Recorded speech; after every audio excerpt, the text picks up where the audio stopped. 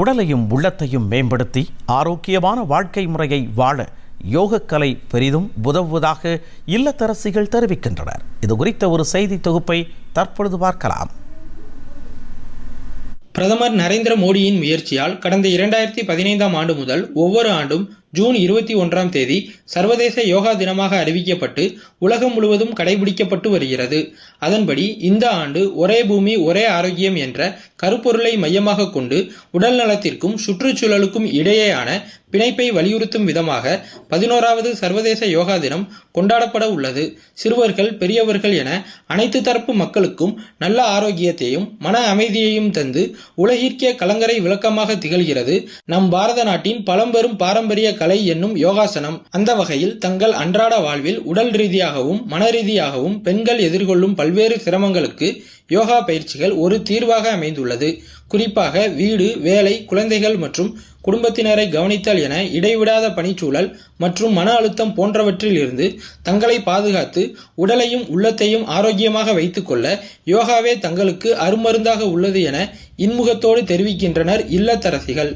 மெயினா பெண்களுக்கு யோகா ரொம்ப ரொம்ப முக்கியம். ஸோ அதுதான் மெயின். பெண்களை ரிலேட் பண்ற அந்த பிசிஓடி ப்ராப்ளம்ஸ், ஸோ ஒரு குறிப்பிட்ட ஏஜுக்கு அப்புறம் ஒரு 40 நெருங்குறாங்கனாலே இன்னைக்கு இருக்கிற லேடிஸ் கொஞ்சம் பயத்தோட இருக்காங்க. ஸோ அந்த பயத்துல இருந்து அது ஒரு ஸ்ட்ரெஸ்விங்னே சொல்லுவாங்க நிறைய ஒரு டேர்ம்ஸ்லாம்.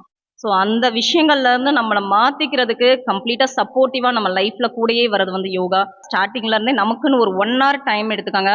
அந்த 40 ஏஜ் கிராஸ் பண்ணும் பொழுது எல்லாரும் ஃபேஸ் பண்ற ஒரே ஒரு விஷயம் அந்த மெனோபாஸ் அப்படின்ற டைம். அதை ஈஸியா ஹேண்டில் பண்றதுக்கு யோகா உங்களுக்கு ரொம்ப ரொம்ப சப்போர்ட்டிவா இருக்கும்.